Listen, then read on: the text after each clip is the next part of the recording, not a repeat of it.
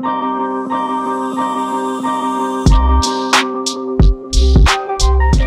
this is Hildebrandt with RUDIS Plus, and today we're going to be going over a leg lace. In 2018, I started working with a leg lace in competition, and it was one of the reasons I made it to the World Finals.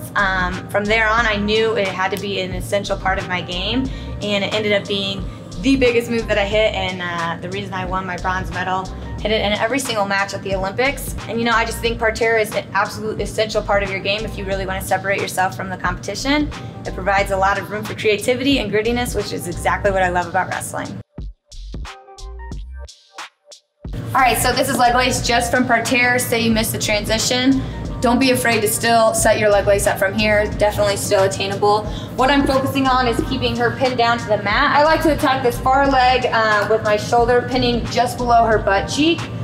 Some people like to come just to this one leg, but I like to control both sides of her if possible.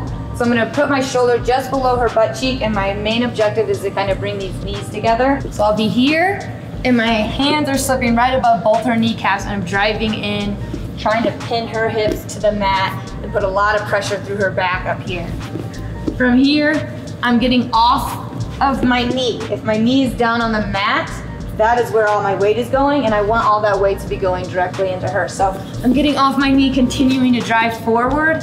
This foot is elevated. I'm using my armpit, kind of like a hand, right? This is a hole. Since both my hands are busy, this needs to play the role of a hand. So I'll be here driving in. I want to use this and walk it to this leg. It's important when you walk it over that you keep your pressure in and my chest is staying parallel with the mat. Otherwise, this opens up, she can move this here. I'm losing it that way. She could use my momentum against me, expose me here. So it's really important to stay parallel with the mat, keeping that chest down. That keeps this tight. So I'm here, walking her knees together, and that's when I can just find this. I can use this back knee to push this forward. Now once again, the armpit is a hand, the elbow is a hand, and now this hands can keep these knees together, and we can roll through.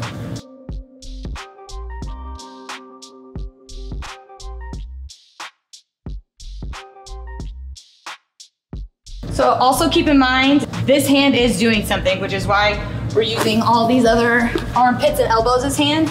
I want this one we're isolating this leg, right? If she's trying to keep her knees apart and we're trying to get them together, I need to isolate this leg so I can bring her other one to it. So this one is also mirroring this.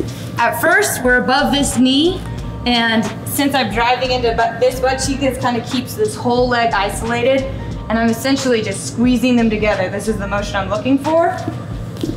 So keeping our chest parallel, hands are above the knee, shoulders below butt cheek, driving in, and I'm walking here. Now we can take our right knee, use that to sweep this up into our elbow, and this hand is now wrapping around these knees. The closer I can get these knees together, the more I can go.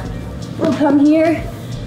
Don't worry too though, if you can't necessarily get the knees together, you have your lace right here. As she maybe crawls forward, we can still come in through here and just drop down to the ankles. But the main objective we're shooting for, and it'll put you in good position if you're going for that, bringing those knees together. And that's what this right hand is doing.